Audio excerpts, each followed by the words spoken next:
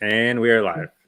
Hey, folks, welcome back. Scott and I are back this week with another great topic. So, this week, I want to talk to you guys about how to make a fearful dog, or if your dog's feel safe, essentially. Um, Yeah. Fear in dogs is a big thing, especially with the pandemic. There's so many different aspects of fear and anxiety in general. So, what I want to do is I want to go through some warning signs of fear and tell you so you guys will know what that looks like, and talk about some of the body language and triggers that goes along with fears, and just some of the things you guys can do to help your dogs feel safe. And then of course, give you guys some training tips as well, so you guys can leave here feeling more confident about making your fearful dog feel safe. Does Archie have any fears, or how is he with He fear? does. He has like little fears here and there, just like noises and that sort of thing, and just certain Yeah. people.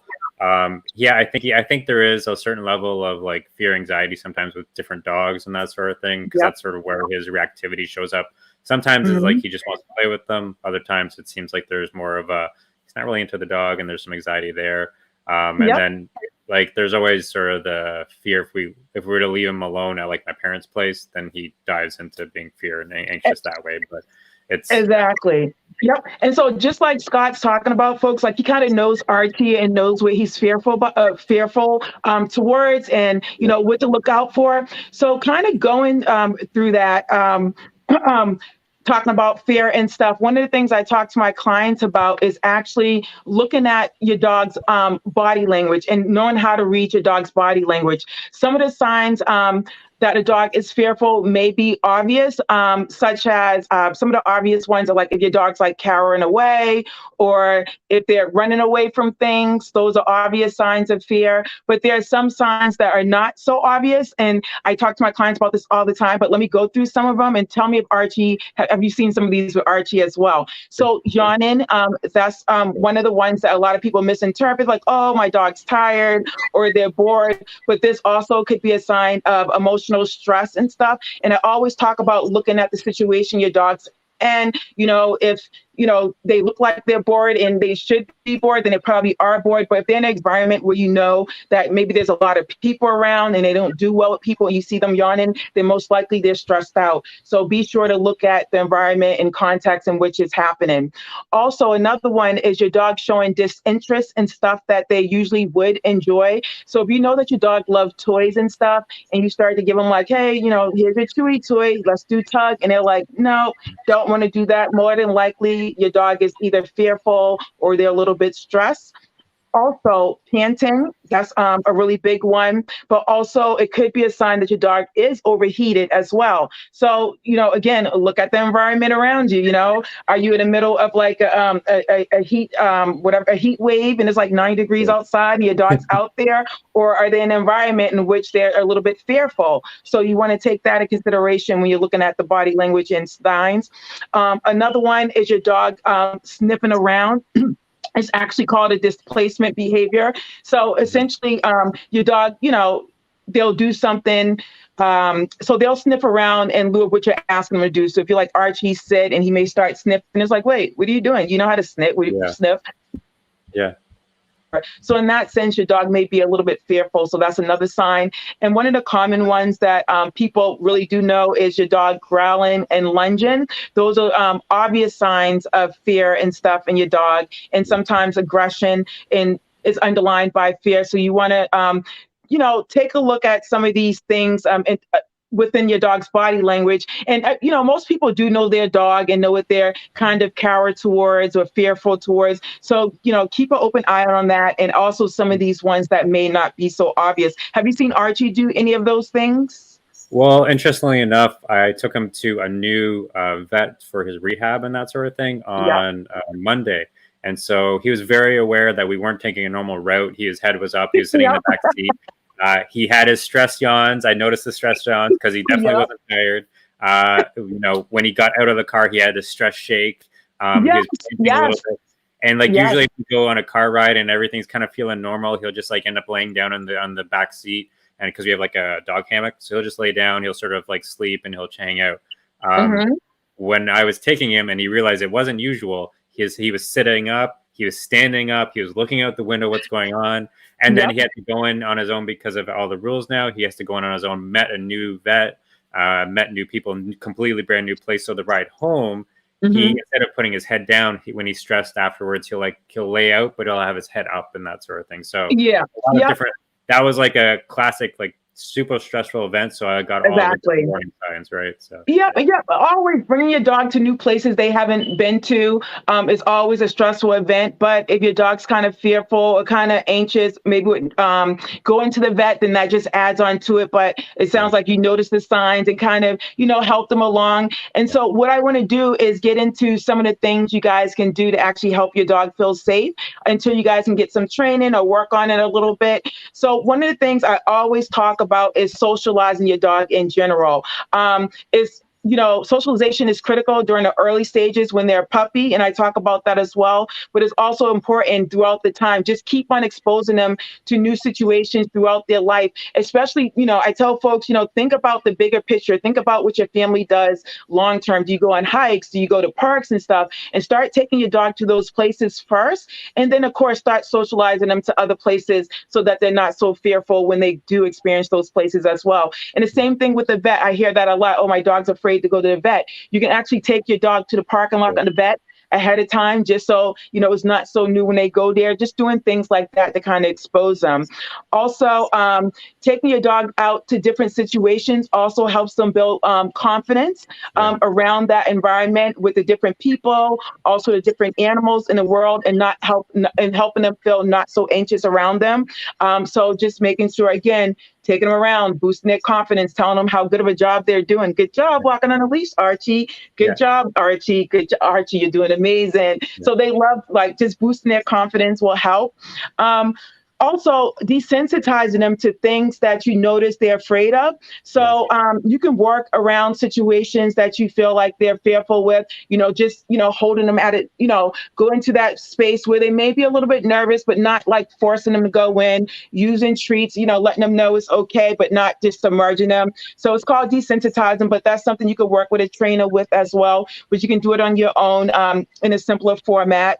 Also, another thing too, avoid punishing your dog or using aversive for unwanted behaviors. That also can kind of scar the dog in the long term, actually make them feel more fearful, not as confident, and even more nervous and fearful. So you want to avoid doing that, because you actually could be hurting the dog instead of helping them.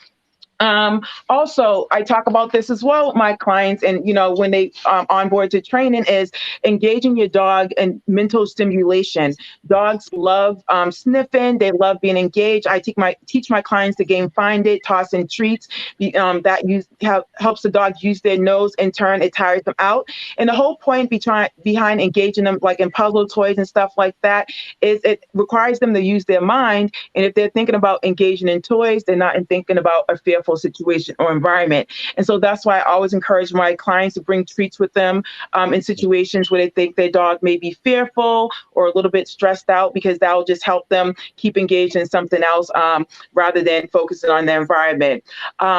Also, think about you yourself, developing confidence in yourself and what you're doing with your dog. I talk about that with my confidence as well. Dog feel emotions. They feel everything that you're doing, especially when you're holding them on a leash. Say your dog's reactive. And I know a lot of my clients are like, oh, I dread going out for walks. I'm so glad you're here. So even, if you're going out for a walk and you see that dog and immediately you stop and you're like, ugh, the dogs feel that and they start to panic. So yeah, if you, just relax, gain confidence in what you're doing, try to manage the situation. I'm all about managing. So the more confidence you gain, the dog's looking to you. You're their parent. So if they see you being confident, in return, they're more confident. So just try to, be more confident in those situations. Also, respecting your dog's threshold. You never want to force your dog into a fearful situation. So, if your dog, I know a lot of times, some dogs are afraid to go into a pet store, maybe because they go to get grooming there. They don't like grooming, or they're afraid to go into a dog park. You never want to be like, oh, come on, Archie, let's just go in. Or yeah, come on, Fido, let's go in. yeah, It's not helping them is actually encourage them to go into a fearful situation. They'll love you more if that, either if you hang around the environment, if they're not so stressed out, or even taking them away from the environment until they're ready to go in. So just, try to avoid that. Also, another big one is overprotecting your dog. So a lot of times, if you think your dog's fearful, or if they're like Carowin, you want to cuddle them, pick them up, and hold them. But what that actually tells your dog is like, you know what? I should be fearful. Like, mom's right. She's picking me up and she's telling me it's okay. But remember, dogs don't understand really verbal. They understand body language. So if you're picking up every time they feel fearful, or if they, are feeling anxious, then that signals to them like, hey, I should be feeling this way. Instead, maybe instead of, move them away from the situation, out of the situation. So if you're on a walk, going in the opposite direction, or if you notice that Carol in a situation, if you are going to pick them up, move them out of the situation and put them down. So simple little things like that. And also, like I said, I know it can be frustrating dealing with a dog who may be fearful, may be anxious, and have built up some anxiety. You may have built up some anxiety of your own and stuff, but just having patience and knowing that there is training for it. There is a way to work through this. So if you can't do it on your own, know that there are trainers out there like myself that can help you through this. And, so you're not as stressed out. The dog's not as stressed out. So some of these things that I have done, have you done any of this with Archie, or anything sound useful? Yeah, for sure. I think big thing, like you're saying, is like when you feel stressed out or if you feel scared or anxious, they're going to feel it. I noticed this firsthand when we came. There's some coyotes that came across our path one time, and I didn't completely freak out, but I was like, we need to move. And usually he's like very independent thinker. So if he doesn't want to move, he's not going to move. But when he sort of could sense there's a lot of urgency, then he went right away. So like they can definitely tell on that emotional level what kind of energy you're bringing. So if you're anxious, and a lot of times you got to think, if you're anxious, they feel anxious, and now they're fearful of whatever that thing is. So they they become more reactive and that sort of thing. A lot of times, like, the find a game actually used just to distract them out of a situation sometimes, or help them like using the treats that way, right? But it's definitely once you sort of start looking for the signs, it's like if you get like a silver car, you start to notice way more silver cars on the road once you have a silver car. Once you start, you know what I mean? So like once you start to like clue into like the yawns and the stress shakes and everything, you start to see them, you start to notice them a lot more on your dog, and you start to be able to read the body language a little bit better. But like what you're saying is so true. Like, it takes time, it takes training, and it takes patience, right? Like they're very complex emotional animals, and it's just sort of like having that empathy for them, and then just taking that time with them, right? So, but yeah, tons of this like stuff I use, but also like the message is really important to put that out there too. So exactly. And to piggyback off training, I said to you guys, I'm going to give you some training tips. So one thing that you guys should do is, like I said, using treats and using positive reinforcement for the unwanted behaviors rather than punishing your dog.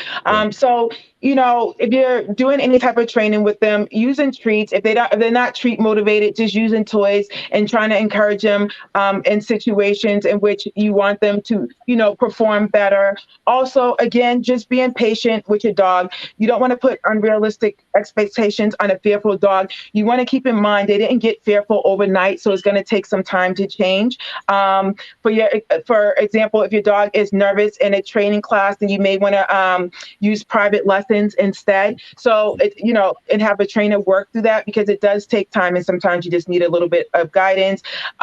Actually, I talk to my clients about this. Going at the pace of your dog. Your dog kind of dictates how training moves. I even talk to my clients about that. Like, hey, I have this plan set up, but Archie's really the leader of the pack and doing, so you want to make sure that you're not pushing your dogs or interfering with their learning by making them go into situations and just going into at your dog pace. And one training tip, which you guys can teach your dog, especially if they have fear towards other strangers, or if they're jumping because they're fearful, whatever it may be, you can actually teach your dog to hand target instead. So it actually helps if your dog's jumping to have your dog target a person's hand if they're coming in the house or if they're meeting them outside, just because it allows the dog to come into the person's space opposed to them coming into theirs. So with that, I hope you guys gained some really good insight on how to comfort your fearful dog, or if your dog does become fearful, how to work upon with that, and also some good training tips kind of to, move your dog forward. I hope, Mhm. Scott, Oh you yeah, gained some I good got some stuff insight. there. Yeah, got some stuff to work on for sure. So Yeah. Yep. And do you have anything to piggyback for the folks? I'm trying to, before we you know, wrap things up. otherwise, if you have any questions about this, because it is a little bit complicated, feel free to Yeah. reach out to Pam through the Down for Paws Facebook page. You can message through there, Instagram as well if you want, at Down for Paws. Everywhere it's pretty much Down for Paws. So if you need to reach out anyway, whichever way is your favorite, definitely reach Yep. out with questions. She's always happy to answer. And anything that we can help out with, definitely check us out.